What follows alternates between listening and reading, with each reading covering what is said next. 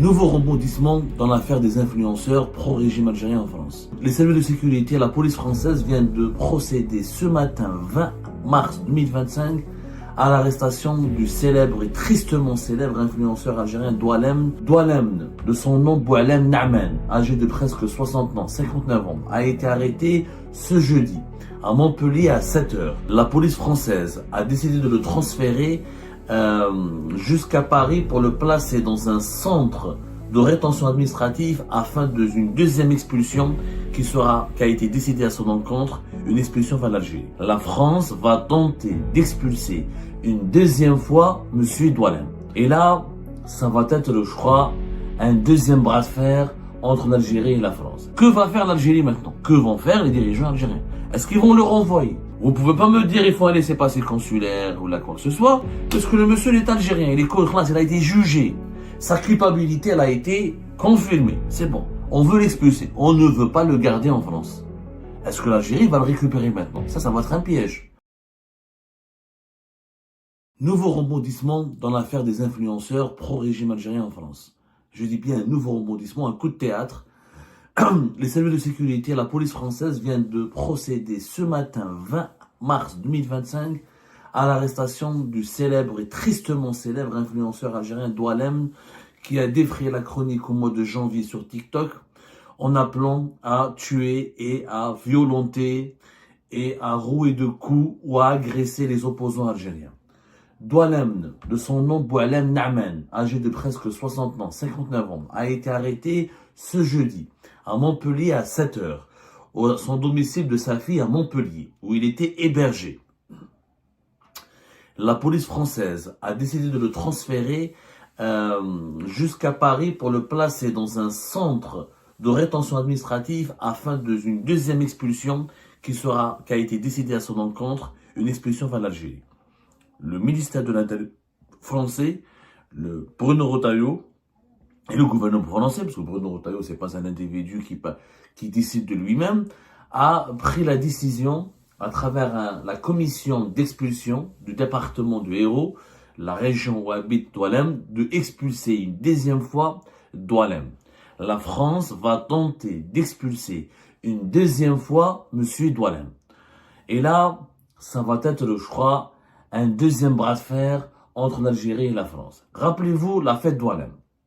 Elle est tout simplement extraordinaire. C'est un feuilleton. Et je crois avoir compris la stratégie cette fois-ci de M. Bruno Retailleau. Au départ, l'Algérie l'a rejeté vers le 9 janvier. Il a été arrêté le 5 janvier 2025. Il a été par la suite,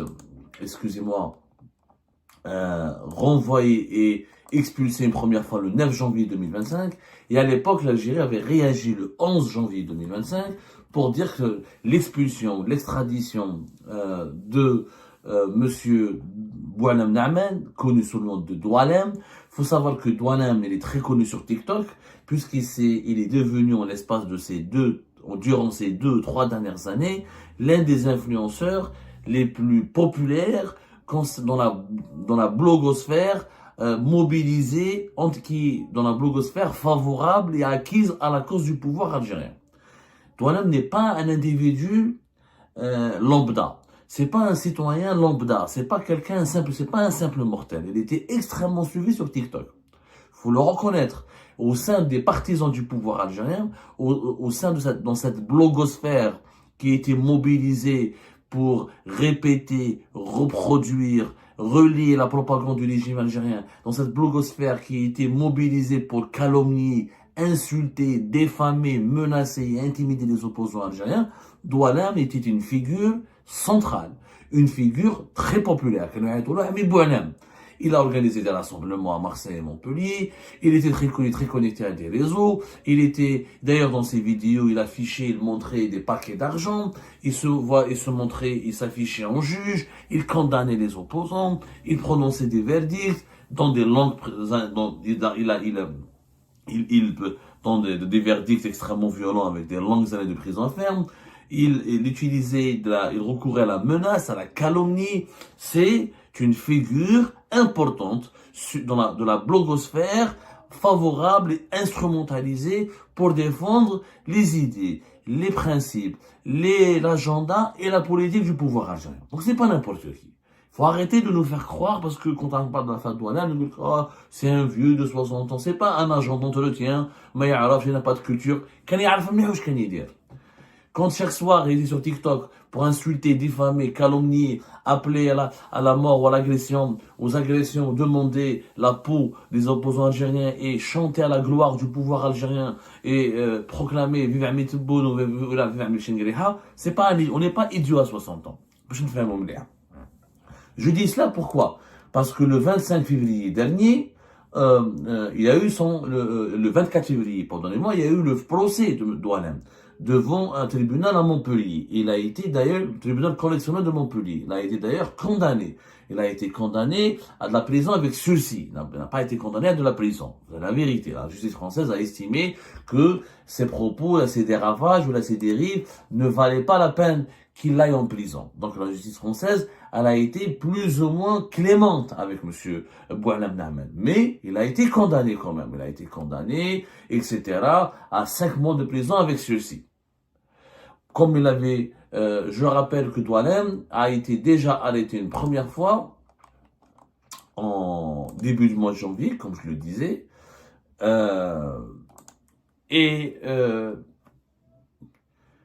au départ, les autorités algériennes ont affirmé que son expulsion était illégale. Pourquoi? Parce que Doualem n'aurait pas été jugé. N'avait pas été jugé, qu'il n'est pas passé par le canal judiciaire, qu'il a des membres de sa famille en France, qu'il a des enfants en France, qu'il vit en France depuis de très très nombreuses années, et que donc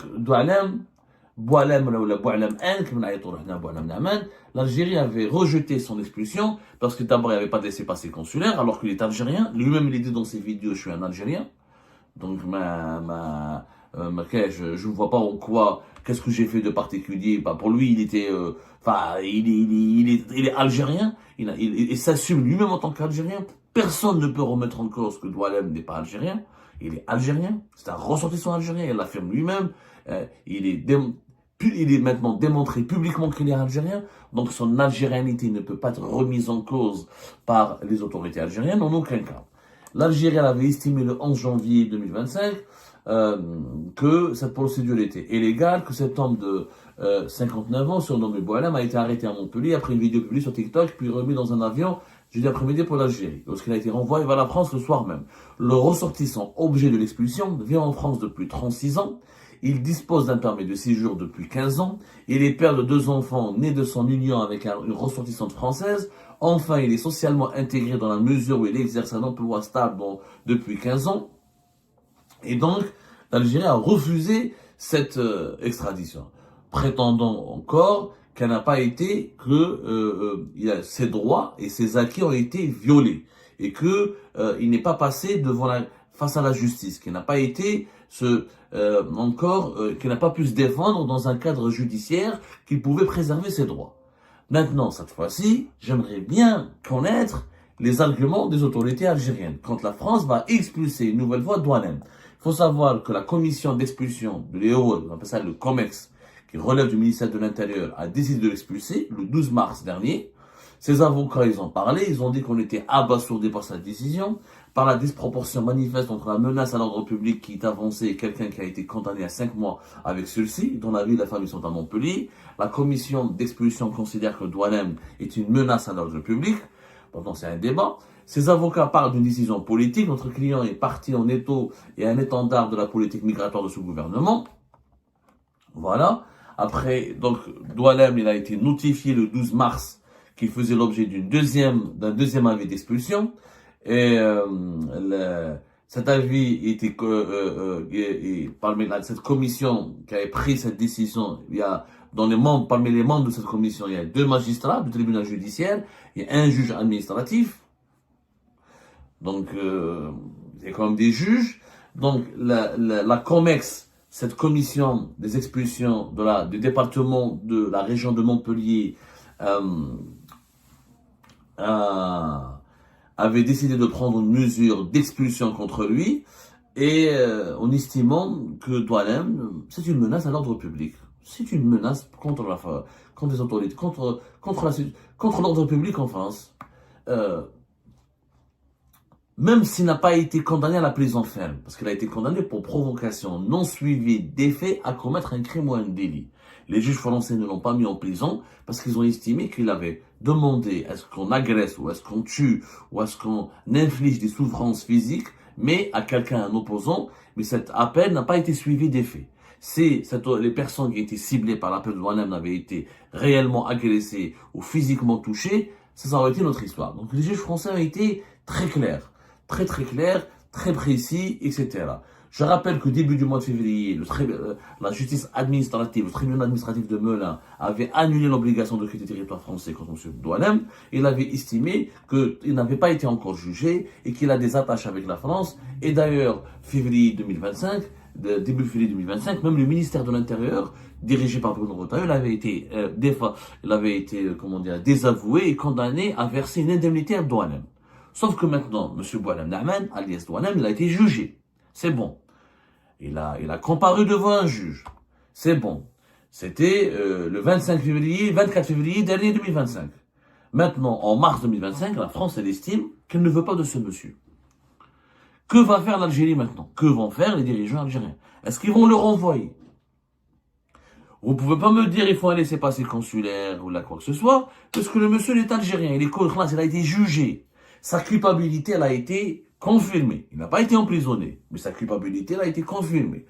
Lui-même, dans son procès, lors du déroulement de son procès, lors de l'audience de son procès, lui-même avait reconnu qu'il faisait de la propagande, qu'il s'appuyait sur les mensonges des réseaux sociaux, qu'il ne se distinguait pas entre les fake news, etc. Mais il a toujours assumé ses positions. Il a assumé ses positions favorables au pouvoir algérien. Après, voilà, il parlait pas bien français, il savait pas de quoi il parlait, ça se voit qu'il ne maîtrisait pas le sujet. On a fait une émission là-dessus pour dire, voilà, rappelez-vous, vous pouvez revoir notre émission là-dessus, c'est une catastrophe, hein. Les conclusions du procès rocambolesque de l'influence algérienne, Boualem Nahman à Montpellier. On a parlé de conclusions d'un procès plutôt rocambolesque et de ces conclusions parce que, voilà, on a vu quelqu'un qui était endoctriné par la propagande officielle des réseaux sociaux affiliés au régime algérien, qu'il était dans un excès de zèle, qu'il était psychologiquement ce monsieur inondé, son esprit était inondé par les mensonges et la manipulation médiatique des appareils de propagande du régime algérien, et qu'il est devenu un soldat du régime algérien sur les réseaux sociaux de façon totalement inconsciente, parce qu'il pensait que tout ce qu'on lui disait, tout ce qu'il lisait sur les réseaux sociaux, tout ce qu'on lui disait dans les médias algériens était forcément vrai, et que les opposants algériens, il l'a dit lui-même, il pensait qu'un hirakiste, Mohamed Tajadid, était parent de Ali Belhadj. Mais lui, il a avalé cette propagande. On lui disait, il était addict à cette propagande du régime algérien. Il pensait réellement que tous les opposants étaient des traîtres, étaient des harkis, étaient des salopards, etc. Dans ce cas-là, pourquoi il est en France? Allez, je ne comprends pas. Ces avocats disent que c'est une affaire politique. Je ne comprends pas. Et ce que fait Douanem, c'est pas de la politique. Il défend le pouvoir algérien jour et nuit. Mais il n'a qu'à aller vivre en Algérie. Je ne comprends pas. Douanem, pourquoi il est encore en France? Puisque tu aimes Tenpeboun, tu aimes Shengriha, ou tu aimes le Nizam al-Jazairi. Et tu dis que le pouvoir algérien, c'est un pouvoir de nationalistes, de patriotes, et que notre pays est en danger, que les opposants c'est des harkis, que les opposants c'est des agents du Makhzen, c'est des agents d'Israël. Yahouya, rentre toi-même vivre en Algérie. Si Douanem, est-ce qu'il a le droit de rentrer en Algérie? Oui. Maintenant, la France va l'expulser. Moi, je ne comprends pas pourquoi lui, d'abord, il s'acharne à vouloir rester à tout prix dans un pays qui soutient les opposants, qui accueille des opposants, qui accueille des harkis, qui est ami d'Israël, qui est ami du Maroc. La France devient aujourd'hui l'incarnation du mal absolu à croire à la propagande algérienne. Et puisque Doualam Nada était un agent de la propagande algérienne, pourquoi il ne rentre pas en Algérie de sa propre liberté? Fait à 60 ans, agent d'entretien. Alors, un poste. Soit les partisans du pouvoir algérien, ils sont agents d'entretien en France, et ils vivent de certains métiers de bas étage. Je sais pas, à son âge, avec tout ce qu'il a fait. D'ailleurs, un agent d'entretien, comment il arrivait à avoir de l'argent en espèces? Il montrait des paquets d'argent en espèces dans ses vidéos. Qui veut dire, où est-ce que tu as ramené tout cet argent? Qui te donnait cet argent pour financer tes mises en scène sur les réseaux sociaux? Aujourd'hui, les autorités françaises, je vous donne ces éléments pour vous expliquer, la France a le droit de ne pas vouloir garder Doualam chez elle. A le droit. Et qu'elle a été jugée, c'est bon. Sa culpabilité a été démontrée, c'est bon. Et lui-même, il a reconnu qu'il a fait de la propagande, qu'il a versé dans la manipulation, qu'il a propagé un discours haineux contre les opposants algériens en France. Donc, c'est une menace. La France, elle a le droit de dire que ce douane est une menace. Bon, ses avocats vont faire des recours. J'imagine une deuxième fois, il y aura une nouvelle bataille judiciaire pour essayer d'empêcher son expulsion. Mais les autorités françaises ont le droit de ne pas vouloir de ce douane. Ils ne veulent pas de lui, c'est pas un Français. Déjà un étranger. C'est vrai que ça fait des années qu'il est en France. C'est vrai qu'il a des familles, une famille ici. C'est vrai qu'il a des enfants ici. Mais le gars n'est pas intégré. Pas du tout intégré. Il n'a aucun respect pour la France. Puisqu'il crache sur la France, il crache tout le temps sur les autorités françaises qui ont accordé le refuge ou qui ont accordé une protection aux opposants algériens, puisqu'ils estiment que nous, que les opposants en général, sont tous des harkis, tous des agents du Marzen et des agents du sionisme. Alors pourquoi tu es dans un pays qui est allié du Marzen et du sionisme? Fais du nettoyage, fais de l'entretien dans ton propre pays. Regardez cette schizophrénie de ces partisans du pouvoir algérien, qui glorifient tout le temps le pouvoir de leur pays, mais qui préfèrent rester en France, quitte à vivre dans la précarité absolue, quitte à profiter des aides sociales, quitte à profiter des minima sociaux et de la générosité de l'État français, pour ensuite cracher sur l'État français. Ça n'a pas de sens, tout ça c'est une affaire de folie. Ça devient vraiment une affaire de schizophrénie. On est dans un cadre psychiatrique. Les autorités françaises ont le droit de dire on ne veut pas de ces personnes. On ne veut pas de ces Algériennes ou de ces Algériens qui, pour nous, peuvent menacer l'ordre public. Est-ce que maintenant les autorités algériennes vont refuser l'expulsion de Douanem? Automatiquement, ils vont la refuser, puisque les autorités françaises ne vont pas demander un laissez-passer consulaire. Certainement, ils n'ont pas demandé de laissez-passer consulaire, parce que les laissez-passer consulaires sont totalement bloqués. Et le consulat d'Algérie à Montpellier, je ne le vois pas étudier sérieusement et favorablement la demande d'expulsion de Douanem. Donc Bruno Retailleau va essayer un nouveau coup de force. Il va essayer un nouveau rapport de force. Il va dire, et c'est intelligent de la part de Bruno Retailleau, parce qu'il va dire, il a des arguments bêtants. Il va dire, vous pouvez pas dire qu'il n'est pas algérien. Lui-même reconnaît qu'il est algérien en plein procès. Vous ne pouvez pas dire qu'il n'a pas été jugé, il a bénéficié de tous ses droits. Il a été jugé, c'est bon. Il a été écouté, il a été entendu, sa présence en détention a été respectée, le verdict est prononcé, c'est bon. On veut l'expulser, on ne veut pas le garder en France. Est-ce que l'Algérie va le récupérer maintenant? Ça va être un piège. Ça va être un piège. Et puis le gouvernement algérien, le régime algérien doit s'expliquer qu'il fait ses propres partisans. Il ne veut pas récupérer ses propres ressortissants et ses propres partisans. Alors c'est pas nos partisans. Ah, Bouchouerb. Le pouvoir algérien fait des miens et des pieds pour obtenir son extradition vers l'Algérie. Mais Douanem, qui est renvoyé gratuitement et avec une prise en charge totale par les autorités françaises, le pouvoir algérien il n'en veut pas. Ça veut dire quoi? Ça veut dire que vous n'êtes pas un pays avec des lois avec une justice sérieuse, avec un droit fondé sur la transparence, sur la rationalité. Pourquoi vous voulez obtenir Abdeslam Bouchouareb et vous ne voulez pas de Douanem? Parce que Douanem, ils peuvent pas l'utiliser politiquement. Il est leur partisan. C'est partisan du pouvoir. Ils peuvent pas le montrer à la télévision, le filmer. Ils peuvent pas le mettre en prison. Ça va la foutre mal. Ça la fout mal que le pouvoir algérien va incarcérer l'un de ses propres partisans. Il n'y arrivera pas. Et ben voilà, c'est la fin de cette vidéo. Je vous remercie toutes et tous, comme d'habitude, pour avoir suivi la vidéo jusqu'à la fin. N'oubliez pas de nous laisser vos commentaires et vos réactions sur le sujet de cette vidéo et de partager le contenu si ça vous intéresse. Et je tiens toujours à remercier nos abonnés et les personnes qui réagissent de façon régulière sur nos vidéos et qui nous suivent et qui nous laissent des commentaires. Donc merci beaucoup pour votre dynamisme et pour votre sens de partage et de discussion. Donc voilà, sans vous, ce contenu n'a pas vraiment de valeur sans cette communauté qui ne cesse de s'accroître. Donc merci beaucoup et à la prochaine dans une nouvelle vidéo. Au revoir.